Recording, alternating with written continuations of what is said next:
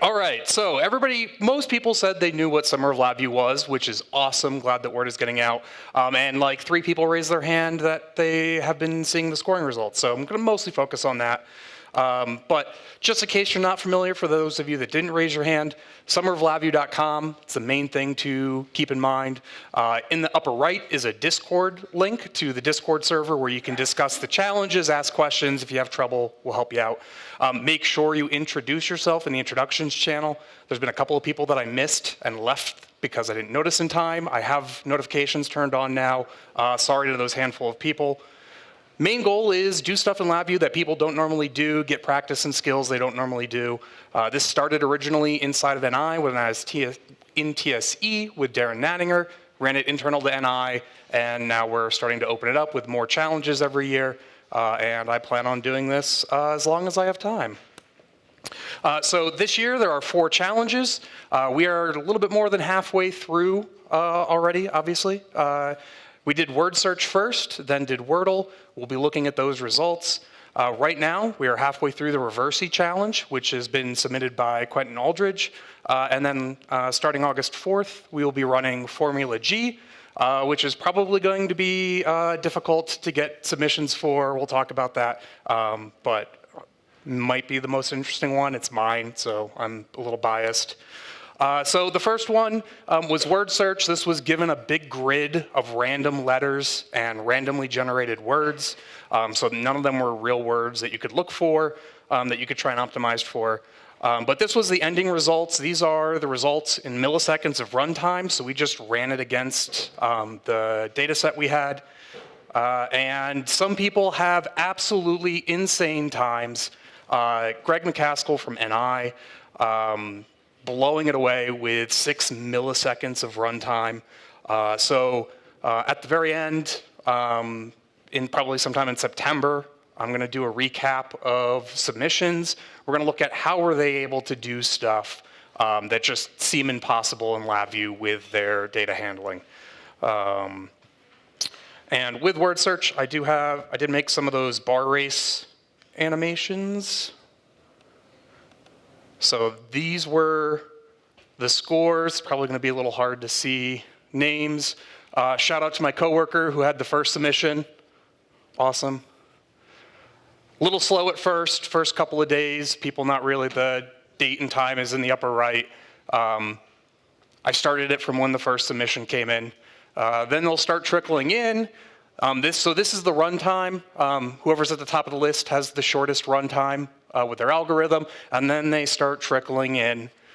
I made the analogy that some people like building model railroads. I build Summer of LabVIEW and then get to watch the leaderboard as the submissions roll in.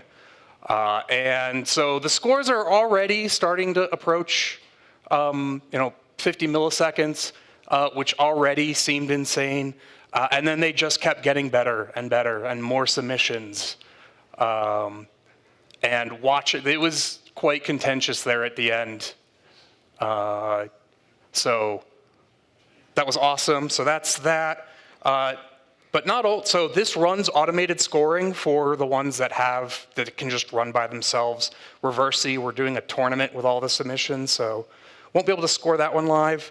But some people really leverage the automatic scoring to try and sometimes cheat. But we'll start with, so this is the number of submissions that they had to the website. So you go to the website, all of the packages are distributed via VIPM, gives you a project template, gives you a project with everything you need to start. Has a zip build specification, you upload that to the website, and then it would automatically inspect it for malicious code or things you're not supposed to do, and then ran the scoring, would update the results on the website. So handful, people are at 6 submissions, most people are at 1 submission and got their score and they were happy with that.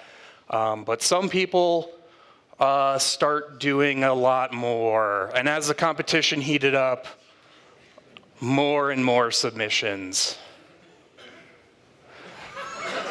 Some people really tried working out what the scorer was doing, but lots of submissions. That was really fun to watch. And next was Wordle. 2 minutes. I didn't get an animation made for this, but people were able to break the 4 average guesses. So we had 500 words of the 12,000 that you were scored against. Your score was the average number of guesses. So whatever your total guess count was divided by 500, pretty easy. Right now we're running Reversi, so this has a little bit of a GUI, so you can actually watch the game be played. Same story as all the other ones. This one ends like midnight UTC on August 3rd. Once we have all the submissions, I'll run the tournament. Last is Formula G. So this one has a graphical component to it. I built a racing game in the Godot game engine, do it as a web export that is running in a LabVIEW front panel. LabVIEW has the code where you're doing the steering logic for the car. It gives you some simulated measurements of where the walls are around your car, and you're trying to make it around the track in the fastest time. So as I said, sometime in September, I'm going to do some probably live event on YouTube. We'll go over the results, look at interesting implementations, see if anybody has any tips or suggestions for future people. Also, the people that were cheating, which actually ended up being a real big one on Wordle. So highly encourage that. Don't be malicious, but the whole point is to experiment and have fun. And if trying to poke holes in automation and web and all of that is fun, have fun with it. Just please don't try and break anything I'm doing. Always open for more challenge ideas. If you want to run challenges inside of a team for a company, we could help out with that, and any feedback you have. Make sure you head to summeroflavview.com and make sure you say hello in the introductions channel.